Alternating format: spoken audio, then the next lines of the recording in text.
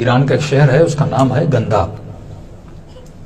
وہاں کے مولانا فرماتے ہیں جیسے ایام ازاں آئے تو میں مجلس میں پڑھنے گیا اور واپسی پہ بہت دیر ہو گئی آتے آتے، تو اب ڈر لگ رہا تھا کوئی لوٹ نہ لے، کوئی چور راستے میں مل نہ جائے۔ تو کہتے ہیں جیسے میں اپنے گاؤں کے اندر انٹر ہوا تو بالکل تھوڑی دیر کے بعد میں نے علی گنداب کو دیکھا۔ یہ اس گاؤں کا جیسے لوفر کہو، بدماش کہو، ایک شرابی آدمی تھا، چوریاں کرتا تھا، لوگوں کو تنگ کرتا تھا، اذیتیں دیتا تھا۔ تو جیسے میں نے دیکھا، مولانا فرماتے میں پریشان ہو گیا، اب رات کا وقت ہے، یہ کچھ بھی کر سکتا ہے، اور نشے کی حالت میں تھا۔ اس نے کہا مولوی صاحب رک جاؤ، کہا میں رک گیا۔ کہاں سے آ رہے ہو؟ تو میں نے کہا کہ میں مجلس ازاں پڑھ کے آ رہا ہوں۔ کس کی مجلس؟ اس نے کہا حسین ابن علی کی مجلس۔ مجلس کیا ہوتی ہے؟ انہوں نے کہا اہل بیت کے فرامین ہوتے ہیں، مصیبت کے جملے ہوتے ہیں۔ مولوی صاحب مجھے مجلس سناؤ۔ اب کا نشے کی حالت میں آدمی، چاقو اس کے ہاتھ میں ہے، میں ڈر گیا۔ میں نے بات کو پلٹنا چاہا، میں نے کہا دیکھو علی گنداب، مجلس کا ماحول ہوتا ہے، ممبر ہوتا ہے، مجمع ہوتا ہے، ایسے مجلس نہیں پڑھی جاتی۔ کہا ممبر ہوتا ہے، کہا ممبر ہوتا ہے۔ کہا اس نے دیوار کا سہارا لیا اور جس طرح ہم رکوع میں جاتے ہیں اس طرح جھکا کہ میری کمر پہ بیٹھ جاؤ، یہ ممبر ہے۔ اب مولانا کہتے ہیں میں کیا کرتا، میں بیٹھ گیا۔ میں نے کہا چند منٹ پڑھوں گا اور نکل جاؤں گا۔ کہ میں نے حدیث پڑھی ان الحسین مصباح الہدی و سفینۃ النجات، اس کی ایک تعریف کی۔ مولوی صاحب مصائب سنا۔ کہتے اچانک میرے ذہن میں آیا کہ جناب علی اصغر کی مصیبت کے تو جملے پڑھوں۔ تو میں نے کہا کہ ہمارے آقا حسین بڑے مظلوم تھے، جواں بیٹا تھا اکبر، اسے مارا گیا۔ بہادر بھائی تھا عباس، اس کے بازو کاٹے گئے۔ قاسم جیسا خوبصورت بھتیجا تھا، اسے مارا گیا۔ میں نے کہا آخر میں حسین کا 6 مہینے کا بچہ تھا، دشمنوں نے اسے بھی نہیں چھوڑا، تیر سے مار دیا۔ کہ بس یہ کہنا تھا تو میں نے دیکھ اس کی کمر پہ بیٹھا تھا، اس کا پورا بدن ایسے کانپنے لگا اور کہنے لگا اتنے مظلوم تھے، بھائی مار دیا، بھتیجا مار دیا، بیٹا 6 مہینے کے بچے کو بھی نہیں چھوڑا۔ کہ یہ کہہ کر کہ مولوی اتر آؤ، میں اترا۔ کہ یہی جملہ دہراتا گیا، اتنے مظلوم تھے، اتنے مظلوم تھے، روتا ہوا آگے بڑھتا چلا گیا۔ مولانا صاحب کہتے ایک دن گزرا، 2 دن گزرا، 3-4 دن یہ مجھے شہر میں نظر نہیں آیا۔ میں نے لوگوں سے پوچھا وہ بدماش سا ایک آدمی تھا علی گنداب، کہاں ہے وہ؟ گھر والوں نے کہا ہمیں بھی نہیں پتا۔ کہ رات کو گھر آیا، پوری رات روتا رہا، صبح کو چند اس نے کپڑے اپنے لیے اور چلا گیا، پتا بھی نہیں کہاں گیا۔ یہ عالم کہتے کئی دنوں مہینوں کے بعد میں نجف گیا۔ نجف جیسے گیا تو وہاں صبح عالم عنایت اللہ اصفہانی بہت بڑے وہاں کے مرجع تھے، اور نجف میں امام علی کے حرم میں نماز پڑھاتے تھے۔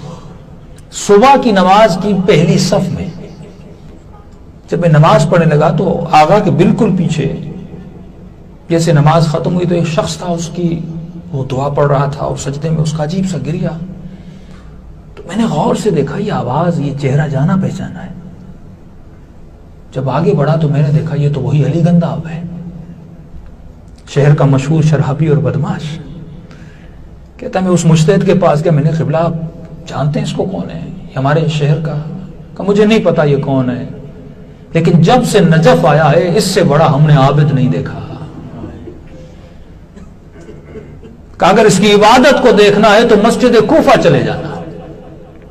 رات کے اندھیرا تھا، میں مسجد کوفہ گیا اعمال کرنے کے لیے۔ میں نے دیکھا مسجد کے صحن کے بیچ میں علی گنداب سجدے میں اور آہ و بکا رو رو کے کر رہا ہے، پروردگارا اگر تم نے علی گنداب کا یہ گناہ بخش دیا، علی گنداب اپنے دوسرے گناہ کا کیا کرے گا؟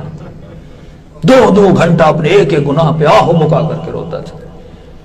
میں پریشان۔ لیکن انسان جب بدلتا ہے، اس کے بدلنے کا جو ٹرننگ پوائنٹ ہوتا ہے، اہل بیت دلوں کو دیکھتے اور اس بندے کو کہاں سے اٹھا کے کہاں تک لے گئے۔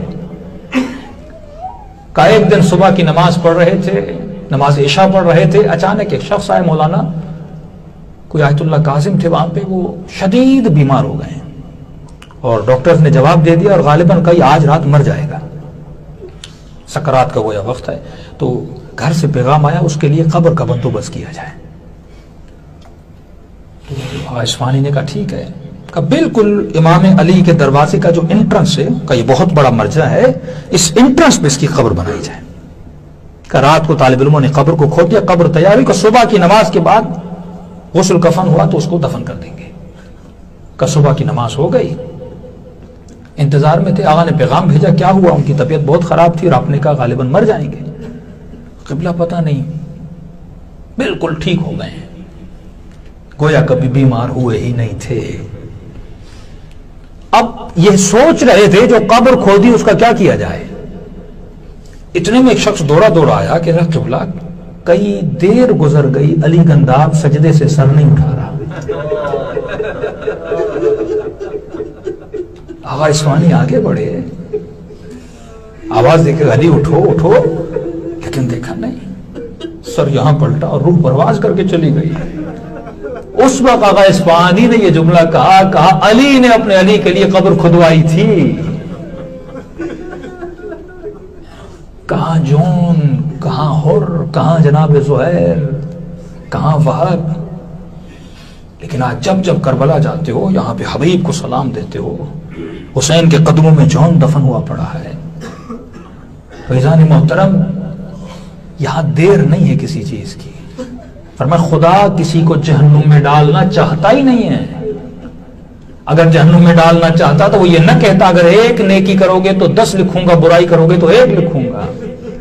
اگر وہ جہنم میں ڈالنا چاہتا تو یہ نہ کہتا ایک مرتبہ خلوص دل سے دعا کرو میں تجھے بخش دوں۔ اگر وہ جہنم میں ڈالنا چاہتا تو علماء عرفا فرماتے وہ کبھی سیدہ کو خلق ہی نہ کرتا۔ وجود سیدہ ضامن ہے کہ وہ جنت میں بھیجنا چاہتا ہے۔ کتنے بہانے خدا بناتا ہے، کبھی کہتا ہے شب جمعہ آ جا، کبھی کہتا ہے عاشورہ کے دن مجھے حسین کا واسطہ دے، کبھی کہتا ہے 19 رمضان مجھے علی کے زخمی سر کا واسطہ دے، کبھی کہتا ہے مجھے ٹوٹی ہوئی پسلیوں کا واسطہ دے۔ یہ سارے بہانے ہیں کیونکہ وہ ہمیں جنت میں جاتا ہوا دیکھنا چاہتا ہے۔